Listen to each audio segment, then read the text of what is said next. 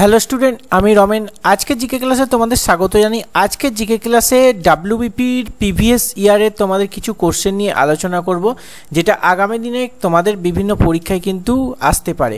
দেখো, তোমাদের বলে রাখি, আজকে আমরা এমসিকিউ করব, তার সাথে সাথে কিন্তু আমরা সেই কোশ্চেন রিলেটেড আরও অনেক কটা কোশ্চেন তোমাদের কমপ্লিট করে দেবো। পুরো শেষ পর্যন্ত দেখো। আর বলে রাখি, নতুন দর্শক হলে ফেসবুক পেজ থেকে দেখলে প্রত্যেক দিন রাত 9টার মধ্যে ফেসবুক পেজ জিকে ক্লাস আসে, অবশ্যই ফলো করে রাখবে। ইউটিউব থেকে দেখলে প্রত্যেক দিন সকাল 10টায় জিকে ক্লাস আসে, অবশ্যই ইউটিউব থেকে দেখলে সাবস্ক্রাইব করবে। আর ডিসক্রিপশন বক্স থেকে অবশ্যই টেলিগ্রাম চ্যানেলে যুক্ত হবে, কারণ এই পিডিএফটা আমরা ক্লাসের শেষে কিন্তু টেলিগ্রাম চ্যানেলে প্রোভাইড করে দেবো। চলো, আজকে ফার্স্ট কোশ্চেন কি বলেছে, নিম্নলিখিত কোন বড়লাটকে ভারতের রেলপথ নির্মাণের প্রতীক বলা হয়?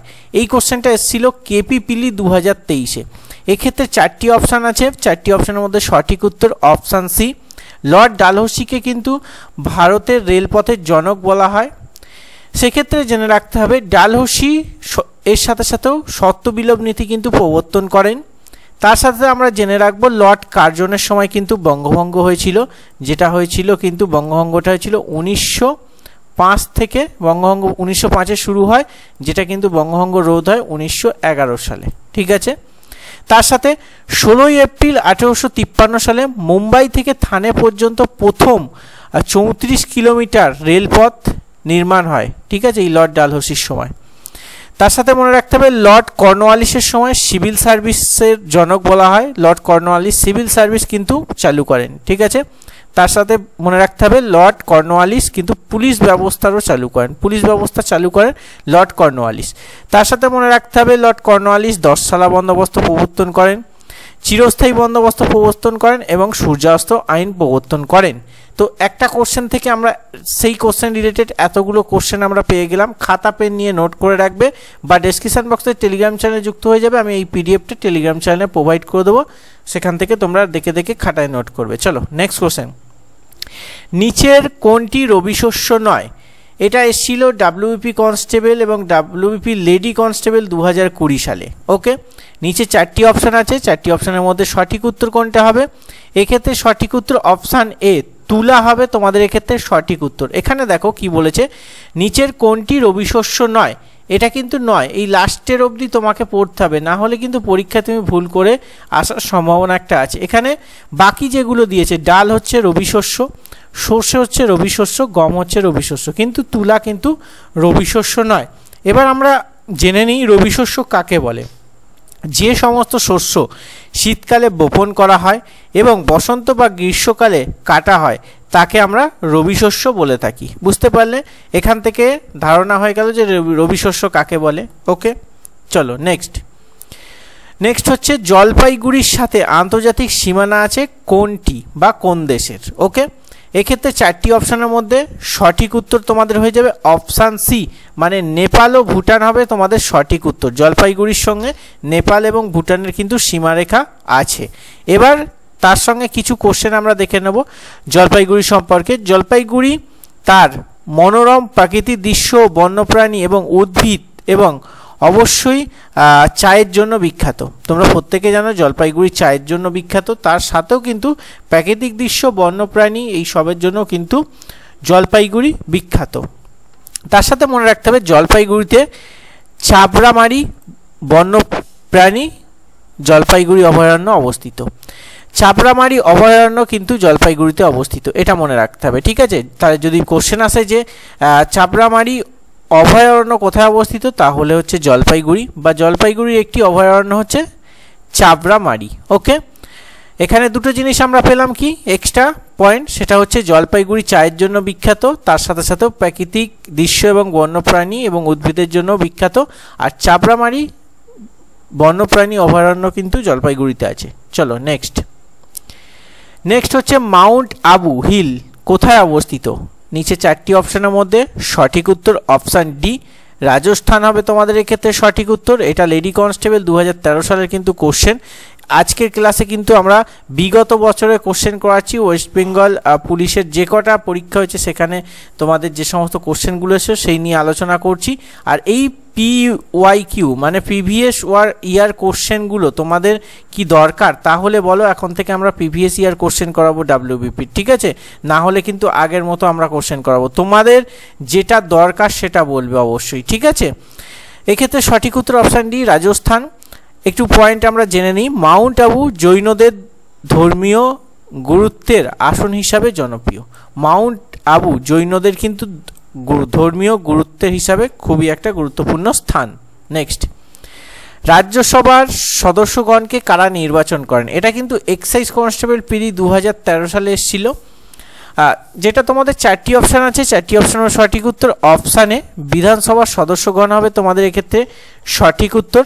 তার সাথে মনে রাখতে হবে বিধানসভা 233 জন রাজ্য বিধানসভা দ্বারা নির্বাচিত হয়, ঠিক আছে? এই যে রাজ্যসভার টোটাল মেম্বার কত আছে বর্তমানে? 245, ওকে? এর মধ্যে 233 জন রাজ্য বিধানসভার সদস্যগণ দ্বারা নির্বাচিত হয়, আর বাকি যে 12 জন আছে সেটা কিন্তু রাষ্ট্রপতি দ্বারা মনোনীত হয়। আর মনে রাখতে হবে রাজ্যসভা হচ্ছে একটি স্থায়ী কক্ষ, একে কিন্তু ভেঙে দেওয়া যায় না, এটাও তোমরা এই কোশ্চেনের সাথে সাথে মনে রাখবে, ঠিক আছে? রাজ্যসভার কার্যকালের মেয়াদ কিন্তু 6 বছর, এটাও মনে রাখতে হবে এই কোশ্চেনের সাথে সাথে। চলো নেক্সট, সংসদে গুরুত্বপূর্ণ কাজ কি? এটা এসেছিল কেপি কনস্টেবল 2012 সালে। তো নিচে 4টি অপশানের মধ্যে কোনটা সঠিক উত্তর হবে? সংসদের গুরুত্বপূর্ণ কাজ কি? সংসদের একাধিক কাজ আছে, তার মধ্যে গুরুত্বপূর্ণ কাজ হচ্ছে অপশান বি মানে আইন প্রণয়ন করা। সংসদের মূল কাজ হচ্ছে আইন প্রণয়ন করা। তার সাথে সাথেও আমরা কিছু পয়েন্ট এখানে মনে রাখবো। সংসদের আইন প্রণয়ন ছাড়া আর কি কি কাজ আছে? 1 নম্বর হচ্ছে সাময়িক নীতি নির্ধারণ করা, 2 নম্বর বিদেশি নীতি নির্ধারণ করা, এখানে দন্তন্য হবে, নীতি নির্ধারণ করা, জনগণের প্রতিনিধিত্ব করা, সরকারি কার্যকলাপের তদারকি করা, এবং 5 প্রশাসনকে নিয়ন্ত্রণ করা, ঠিক আছে? সংসদের আইন প্রণয়নের সাথে সাথেও আরও 5টি কিন্তু কাজ আছে, ঠিক আছে? টোটাল কিন্তু 6টি কাজ যদি আমরা দেখি সংসদের, ওকে? চলো নেক্সট, নিম্নলিখিত কোনটি শক্তির একক নয়? দেখো এই ধরনের কোশ্চেন কিন্তু ম্যাক্সিমাম পরীক্ষায় চলে আসে, নয় লাস্ট অবধি তোমাদের কিন্তু এই কোশ্চেনটা পড়তে হবে, তাহলেই তুমি এখানে সঠিক করে আসতে পারবে। এটা হচ্ছে WBP এবং লেডি কনস্টেবল 2020 সালের কোশ্চেন। নিচে 4টি অপশানের মধ্যে কোনটা সঠিক উত্তর হবে? এক্ষেত্রে অপশানে পাস্কেল হবে তোমাদের এক্ষেত্রে সঠিক উত্তর। পাস্কেল হচ্ছে তোমাদের শক্তির একক নয়, বাকি যেগুলো আছে জুল এবং ক্যালোরি এক্ষেত্রে শক্তির একক। আমরা একটু জেনে নেব যে তোমাদের শক্তির সিজিএস একক হচ্ছে আর্ক, ওকে?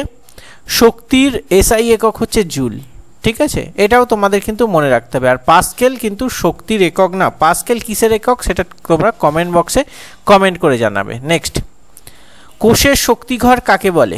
নিচে 4টি অপশানের মধ্যে কোনটা সঠিক উত্তর হবে? এইটা কিন্তু WBP 2019 সালের কোশ্চেন। কোষের শক্তিঘর তোমাদের কাকে বলে? 4টি অপশানের মধ্যে সঠিক উত্তর অপশানে মাইটোকন্ড্রিয়াকে কিন্তু কোষের শক্তিঘর বলে। তার সাথে মনে রাখতে হবে কেন মাইটোকন্ড্রিয়াকে কোষের শক্তিঘর বলে। এগুলি কোষের শক্তি উৎপাদন করে এবং এটিপিতে ট্রান্সফার করে। মাইটোকন্ড্রিয়া কোষের শক্তি উৎপন্ন করে এটিপিতে কিন্তু ট্রান্সফার করে, ওকে? এটিপিতে ট্রান্সফার করে। তার সাথে কোষের মস্তিষ্ক কাকে বলা হয়? নিউক্লিয়াস সম্পূর্ণরূপে কোষের কার্যাবলী নিয়ন্ত্রণ করে, তাই একে কিন্তু কোষের মস্তিষ্ক বলা হয়। এটাও কিন্তু কোশ্চেন আসে ঘুরিয়ে ফিরে, তাই আমি দুটোই করিয়ে দেওয়ার চেষ্টা করলাম। চলো নেক্সট, আজকের কোশ্চেন সেটটা কেমন লেগেছে?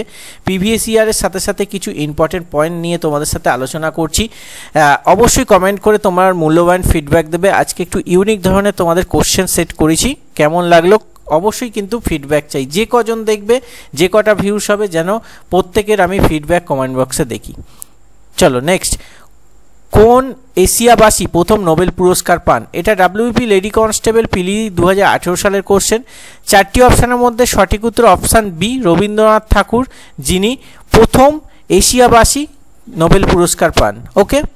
এখানে মনে রাখতে হবে কিছু, এখানে যে সিভি রমন এখানে আছে, স্যার চন্দ্রশেখর ভেঙ্কটা রমনকে 1930 সালে পদার্থবিজ্ঞানে নোবেল পুরস্কার দেওয়ার সিদ্ধান্ত নিয়েছে আলোর বিচ্ছুরণের জন্য তার কাজ ও তার নামকরণে করা প্রভাব আবিষ্কারের জন্য। আলোর বিচ্ছুরণের জন্য কিন্তু সিভি রমন 1930 সালে নোবেল পুরস্কার পান পদার্থবিজ্ঞানে। ওকে, সিভি রমনের যদি ফুল ফর্ম হয় সিভি রমন, এর ফুল ফর্ম হচ্ছে চন্দ্রশেখর ভেক্টা রমন। ওকে, এটাও কিন্তু চলে আসে, তাই আমি অপশানে সিভি রমনটাও দিয়ে দিয়েছি। তার সাথে রবীন্দ্রনাথ ঠাকুর সম্পর্কে কিছু পয়েন্ট তোমাদের বলে দিই। মুসলমানীয় গল্প রবীন্দ্রনাথ ঠাকুরের জীবনের শেষ গল্প।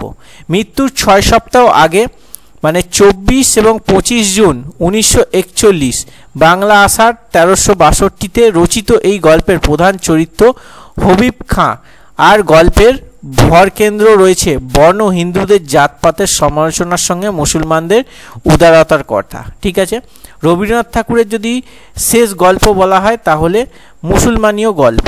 ঠিক আছে, এই গল্পে কি লেখা আছে, রবীন্দ্রনাথ ঠাকুর যে শেষ গল্প লেখেন বা শেষ যে তার লেখা, সেই লেখায় কিন্তু হিন্দুদের জাতপাত সমালোচনার সঙ্গে মুসলমানদের উদারতার কথা এই গল্পে কিন্তু ফুটে উঠেছে। ওকে, এগুলো নোট করে রাখবে, ভিভিআই কিন্তু কোশ্চেন। আমি কিন্তু ডাব্লিউবিপি কোশ্চেন প্রিভিয়াস ইয়ার করাচ্ছি, কিন্তু ডাব্লিউবিসিএস রিলেটেড আমি পয়েন্ট এখানে দিয়ে দিচ্ছি, যাতে আপ টু তোমাদের সিজিএল, এমটিএস, ডাব্লিউবিসিএস সমস্ত কোশ্চেন কিন্তু এখান থেকে প্রস্তুতি হয়ে যায়। চলো নেক্সট। প্রাচীন সংস্কৃত গ্রন্থে যবনপ্রিয় বলতে কোনটিকে বোঝানো হয়েছে? ভিভিআই কিন্তু কোশ্চেন।